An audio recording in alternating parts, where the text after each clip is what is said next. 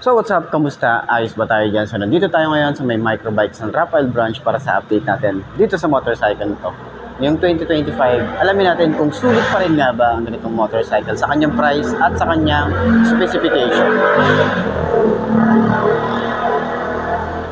So ito yung motor ng Microbike EXO 150i ngayon 2025. Alamin natin, sulit nga ba ang presyo at yung specification nito. Samahan nyo ako, buwak na natin. Ayos na siya. Yeah, I'ma train hard, mistakes turn into learned scars. To build a brickyard, it's one by one, each bar. So build it tall, build it strong, build it large. And build a base first, so reliable you can reach the stars. Lights so bright, I can feel the rays. My lungs feel tight, I could barely breathe. Sleepless nights waiting for the day.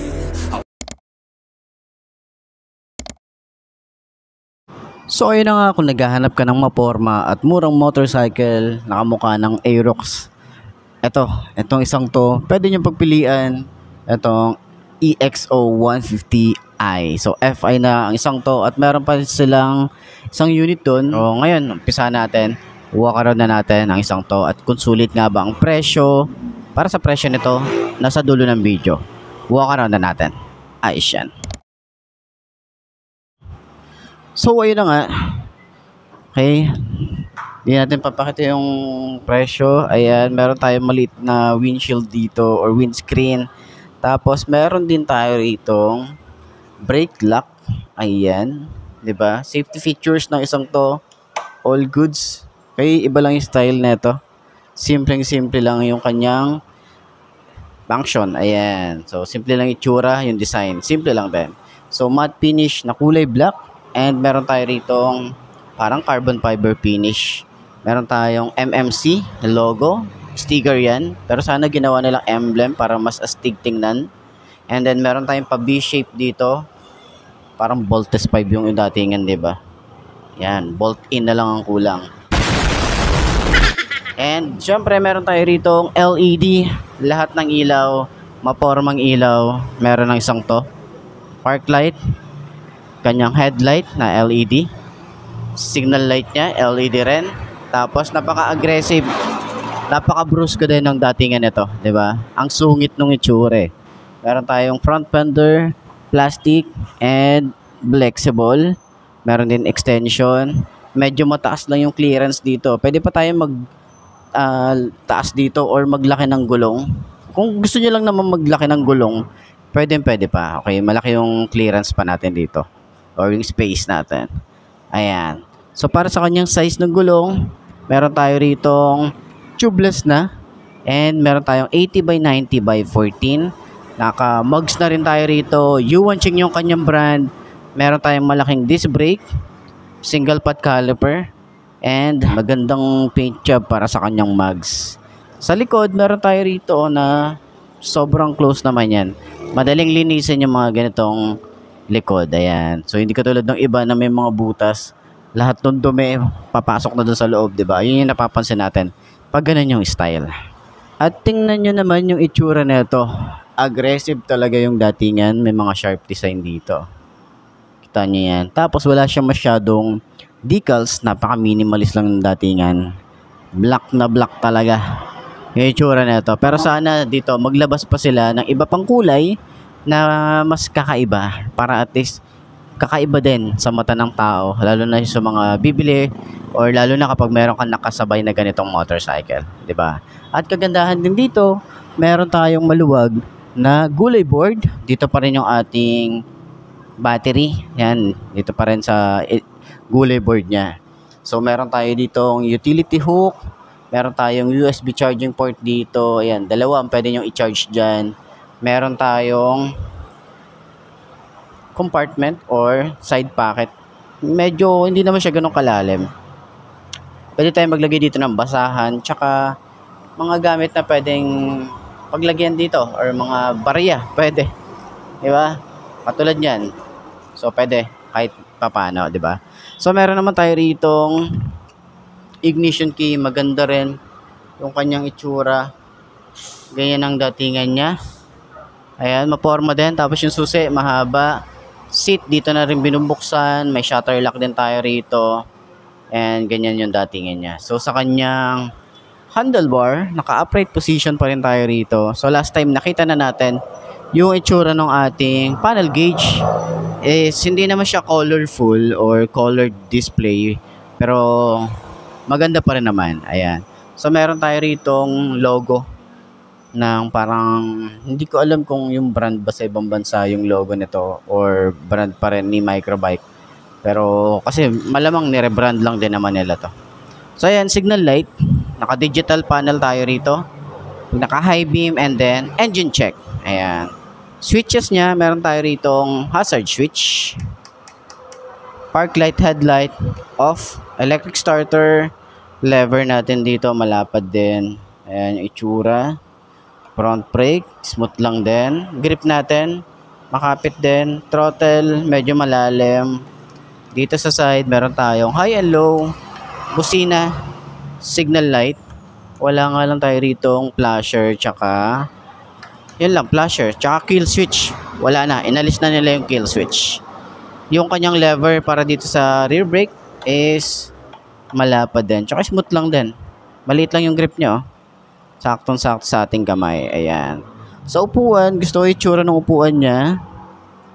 Ayan o. May parang pinagtabasan siya rito. And sobrang lambot. May mga stitches din yan. Dito rin. Tapos hanggang OBR natin makapal yung ating foam na ginamit dito. So wala siyang helmet hook dito sa compartment.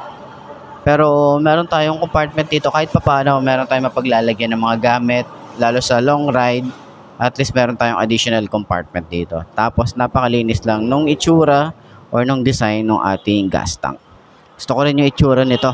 Yung grab bar, glossy finish na parang meron siyang mga glitter effect yung itsura. Ayan. So dito naman sa side, meron lang tayo ritong Microbike. Pero sana dito is maglagay sila rito ng talagang emblem para at least mas maganda at mas premium siyang tingnan. So, yung ating foot pegs naman para sa angkas, hindi ito basta-basta mabababa. So, kailangan nyo i-press para bumaba siya. Ayan. So, maganda yung style. Okay, metal. Ganda. Tapos, pagbabalik nyo naman siya, may tutunog naman siya tapos may lock. Ayan. So, dito naman sa side na to, meron tayong parang carbon fiber finish. Dito rin sa ilalim ng upuan. Tapos, naka-air-cooled ang isang to. Malay naman natin. Sumabay din sila sa trend ng liquid cool, diba?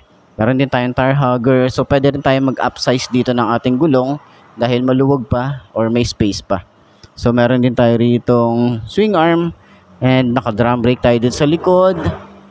Yung itsura naman or yung size naman dito sa likod ay 90 by 90 by 14. Tubeless na rin ang isang to. So, yung forma ng tambucho, meron tayong cover, flexible, tsaka plastic.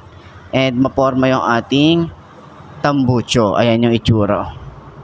Pang Honda Click yung datingan. So, sa kanya namang taillight, meron din tayong LED rito.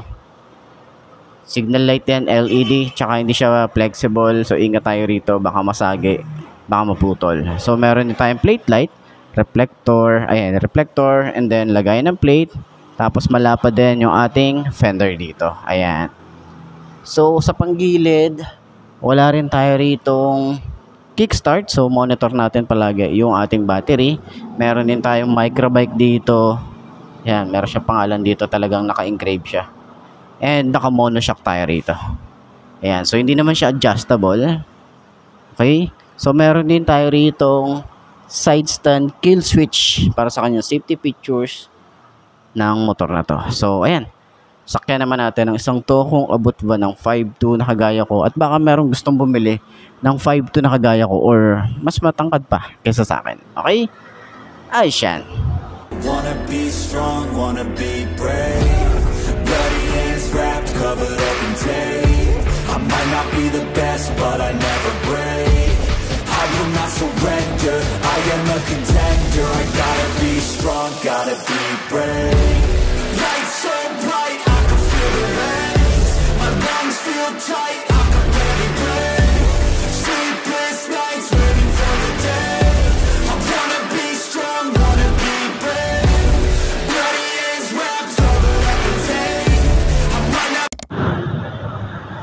So yun na nga no, ngayon 2025, upuan pa rin natin itong kulay black ng EXO 150i. So ito ay FI na nga po. Opo, sa lahat ng mga tatanong, available yung kanilang FI version. So dalawang unit yung meron dito.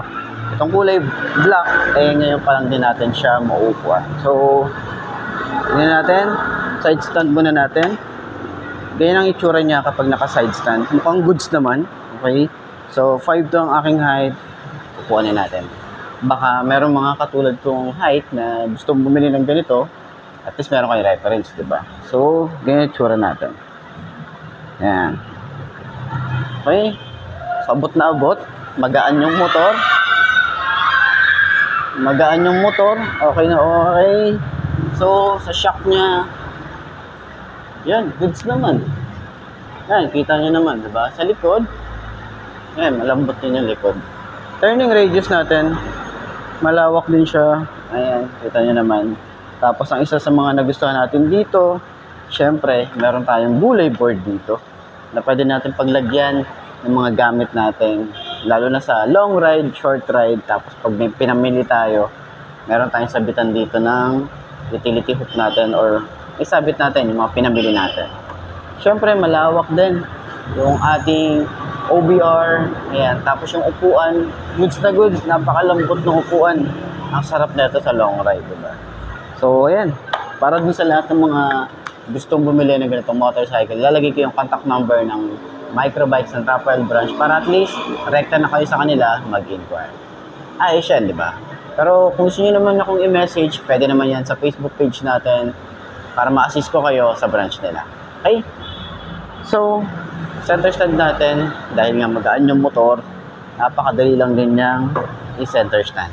Walang kahirap-hirap. Ayos, di ba?